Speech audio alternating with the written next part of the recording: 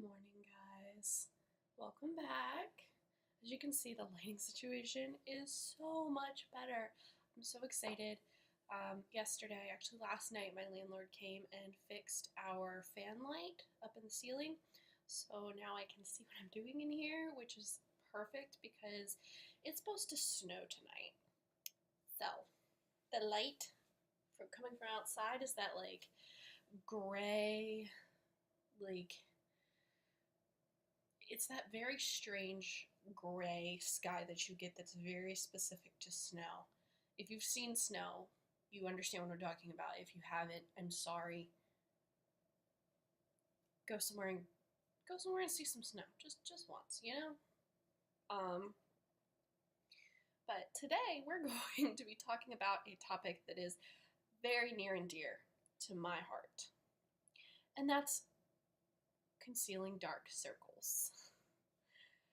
You can see that I've got some fairly dark circles. This is actually fairly minimal. There's nothing I've been able to do, dietary, water, whatever. There's a lot of things people say to, fix your dark circles, like drink more water, get more sleep.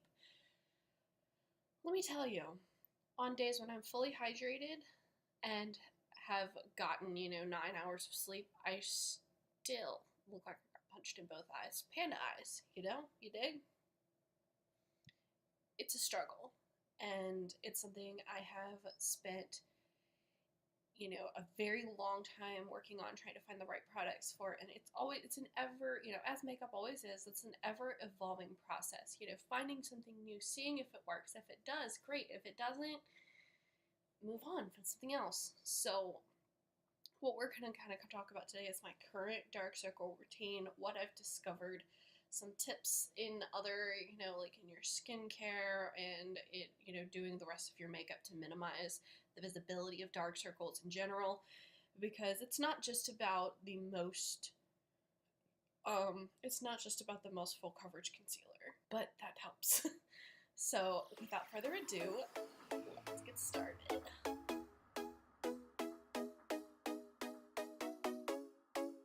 I've already primed my skin. I went ahead and did that. I used the Hard Candy Sheer Envy Pore Defense Primer Serum. This is my water-based primer, not my silicone-based primer. I'm trying this with my new foundation today. I'm probably going to do a full face of First Impressions new makeup next week. We'll talk about some of these new products that I've got, because I've got a lot coming in the BoxyCharm. I've got an Ulta order coming in, and I just bought new foundation yesterday. So we'll do all of that. But before we get into the makeup side, I'm going to tell you what my very, very first step in concealing my dark circles is. And it's part of my skincare, and it is so important to use like some kind of eye cream, eye product with your skincare. I do every single solitary day, even if I don't do makeup, which, considering my situation, I work from home, I don't go places every day. I don't get up and go to work every single solitary day. So I don't do my makeup every day. There are weeks that go by where these videos, the only time I do my makeup. Now, that's rare, but it does happen. So, but I do this no matter what, because even if I don't put makeup on, there's a chance that I may end up, run into the grocery store, doing whatever, and this really makes such a difference. So if you haven't heard me talk about it already, I know anyone that reads my blog has already heard me just go on and on and on about this. If you don't read my blog, you should. It's mugsandmakeup.wordpress.com right now. Hopefully soon we'll be working on a domain name. But anyway, so what I use is the Origins GinZing Refreshing Eye Cream to brighten and depuff. This is one of the few things I will not compromise on as far as makeup is concerned. I don't mind drugstore products and almost everything, but there's very few, very, very, very few products that I won't compromise on and get something drugstore if can't afford a high end or don't really want to pay for the high end if I can find something good in the drugstore. But this I will not compromise on ever. It comes in a little pot. Oop! Dropping things. Comes in a little pot like this. I leave it in its little box just because I like to. You don't have to. And you just take a little bit on your ring finger and you pat it under your eyes until it's absorbed. And the cool thing about this is that it has reflective particles in it. Now, in the wrong light, yes, it can look a little bit glittery. Some people might not like that, but I would say give it a try anyway, especially if you're going to wear it under makeup, because it doesn't show up glittery in 99% of situations. But it does have light reflecting particles, because the way it works is you put it on under your eyes, and then when the light hits your under eyes, instead of this like shadowed business, it lightens everything up.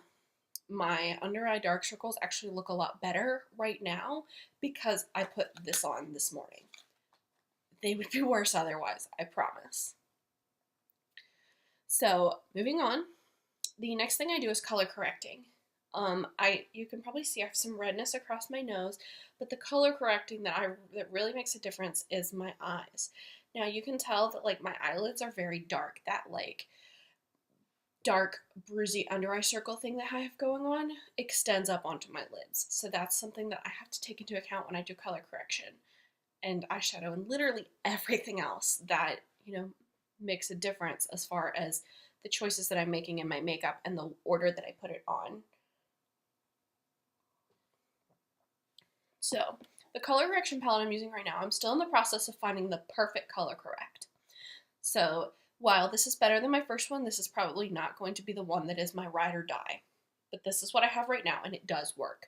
I'm using one by e.l.f. I don't know what its formal name is, but it's just a little palette. Because I need green and peachy, I prefer the palette style. So this is what we've got. We've got peach, green, blue, yellow.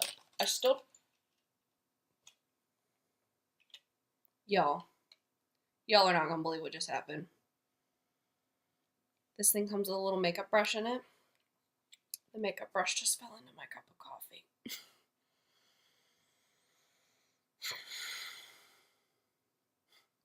This is Saturday. There's no reason this should feel like Monday. Y'all just give me a minute. Okay, I'm back. I have fished the brush out, and it's about all we're gonna do for this. Coffee seems to still taste fine, so we're just gonna keep moving and hope for the best. But back to this. I still don't know what the blue color corrector is for. I'll be perfectly blatantly honest with you guys. I have never seen a reason, like, I have looked at color correct charts everywhere. There's no reason why you should need a blue.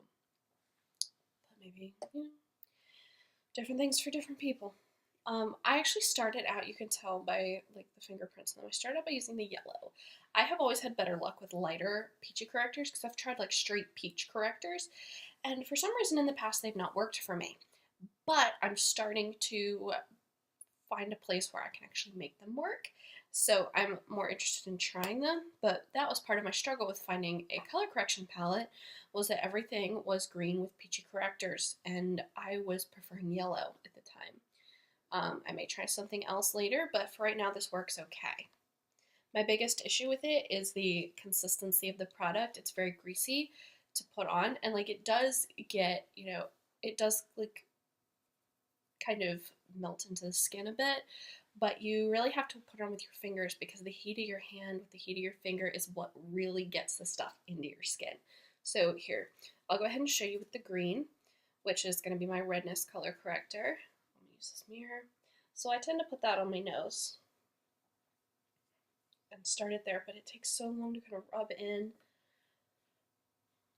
And you can't just leave it and then put foundation over it because then you'll just look kind of green tinged. It's very frustrating, let me just say. A little bit on this little area because I got a spot down there. And then across my cheeks. And I have to be careful not to bring it up too far because I don't want it to get into that. So that's the worst of my redness, which is really sad because it covers up all of my freckles. Which, I mean, today that's not an issue, but like if I need it for any reason. And you can see I'm looking a little bit green, and that's okay. The foundation, as long as it's mostly rubbed in, the foundation will kind of cover it and mesh with it. Like that's one of the things I don't like about this product. So, and now I'm going to show you how I use the peachy corrector to start working on my under eyes.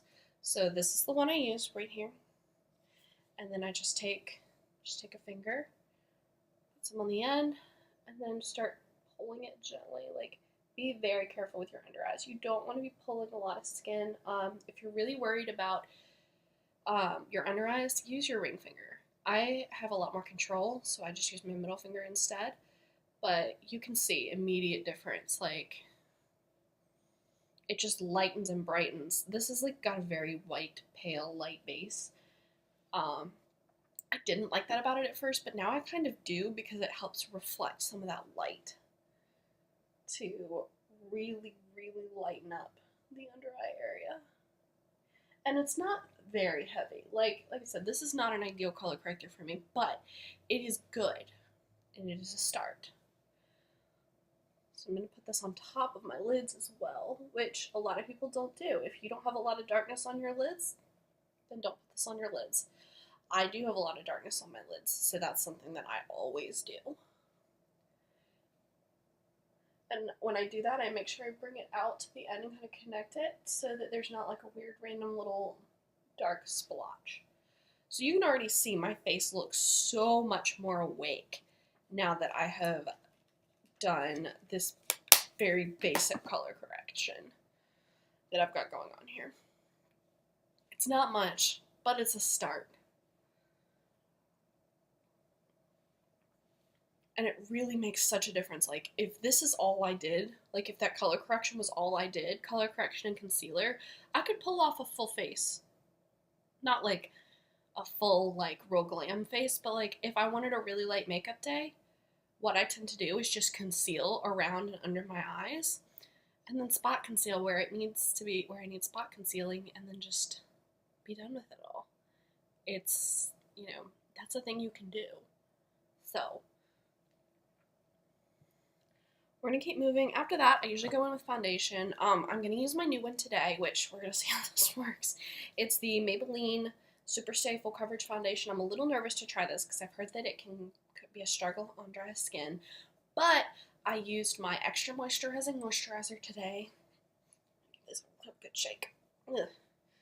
And we're going to see how it goes. Also, just a pro tip, this is not a twist top. I was convinced this was a twist top, so I was just twisting and twisting and twisting and twisting. And luckily didn't break anything, but I was just like, why won't the top come off? And then I just pulled, and there's a pump. So, I am using the shade 110 Porcelain in this, but we'll see how that works for me. I'm one of those people that just hardcore eyeballs shades. I do not test shades in places like, you know, Walmart and Target, because the ones that I've been to do not have testers, and I really don't like opening them up and messing with them for the most part. So if I'm in Ulta, hardcore. They've got all the tester stuff put out most of the time. I'll do it there. But otherwise, I just have to eyeball and hope for the best. So we'll see how this works. But my other full coverage foundation is too dark. If this is too light, then maybe I can mix the two together and get something good out of it. I don't know. We'll see. Let's try this. So I'm going to start with a pump. This is very thick. In a mirror. But one thing I do as far as foundation is concerned that a lot of people don't is not only do I put foundation on my eyelids, I make sure to put it under my eyes. So that kind of helps set the base and helps make sure that all of my skin is the same color. Wow, this is full coverage. Wow. I have never put on a foundation this full coverage before. Wow. This actually isn't too bad as far as shades concerned. It might be a smidge too light, but it's a lot better than a smidge too dark. I mean, I always look like Casper the Friendly Ghost no matter what I do, so. And it looks like about half a pump is about half my face. Or about one full pump was half my face, I'm sorry. Apologies.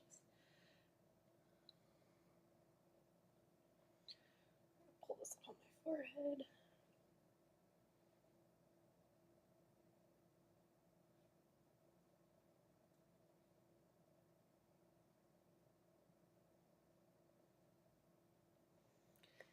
You can definitely see it. It's definitely full coverage. It's definitely covering everything up. But I'm not seeing really harsh lines along my jawline where it's coming together, or really weird places near my ears. So, 2 pumps. It's not the cheapest foundation, but I'm actually really impressed. It does match my neck for the most part. Like I said, this might be a smidgen pale, but I don't think it's too bad, and the coverage is so good. Huh, okay, so there was the mini review of Maybelline Superstay. You know, first impressions, whatever.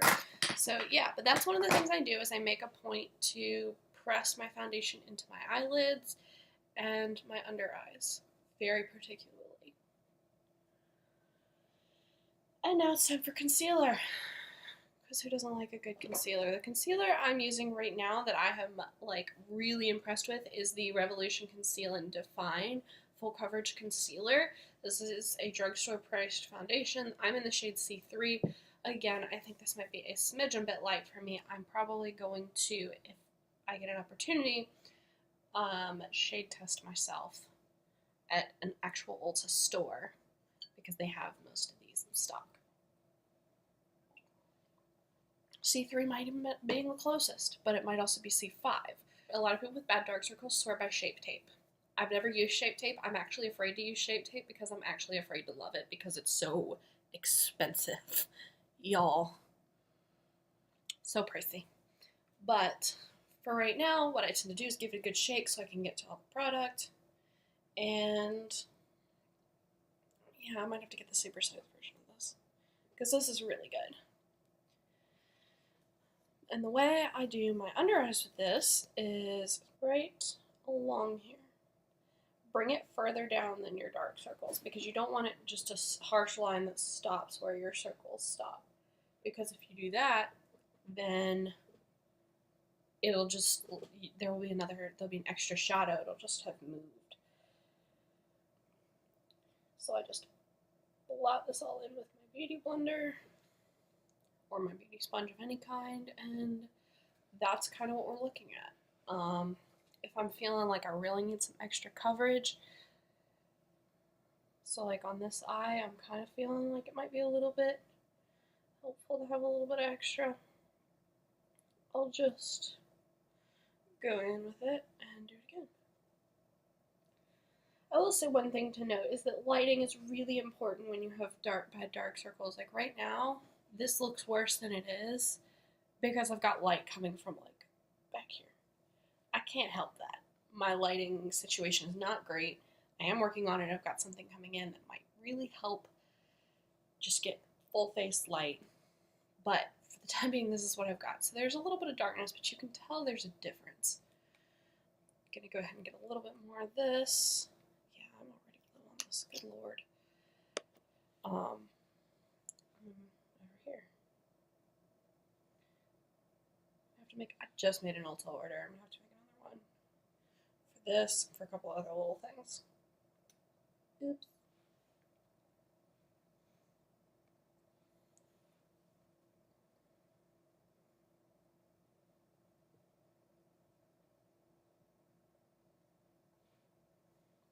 One thing I don't do that a lot of people do is bake. I have dry skin, so that's actually really hard for me to do, is to bake without making everything dry and cracked. I am going to go ahead and put my powder on. I usually use my Crown powder brush. I love this thing, as you can tell by the fact that it's only a couple months old and the wording is wearing off the handle. And my absolute favorite powder right now, which is my Pretty Vulgar The Powder Room Matte About It translucent setting powder, which I got in last month's BoxyCharm, by the way. This is such a great powder. I love it. I actually might, I know these are fighting words, but I think I might like it better than the Laura Mercier powder. But either way, yeah, this is a great powder. I'm going to go ahead and set my face while we're here. And I do focus on my under eyes, and I do set this whole area. And that's pretty important as far as making sure that making sure that things don't crease. That's why I set so quickly. because I don't usually have too many problems creasing, but since baking is not something that I can actually make work, I try to make sure that I can just avoid creasing in general, which my biggest creasing issue is up here on my forehead. But yeah, that's my how to cover dark circles tutorial. This is what I'm looking at right now. And I will say that you do not have to use a full coverage foundation to make this work. I have a couple of lighter to medium coverage foundations and this works fine. Honestly, if you invest in a good concealer, which the Makeup Revolution one is, that, that should do it. This is pricier than most drugstore sort of concealers. You don't get anywhere near as much in the small container, but they do have a super size, and the super size is $10. So it's probably about on par price and amount wise as like a Maybelline or a CoverGirl concealer, but it is completely full coverage.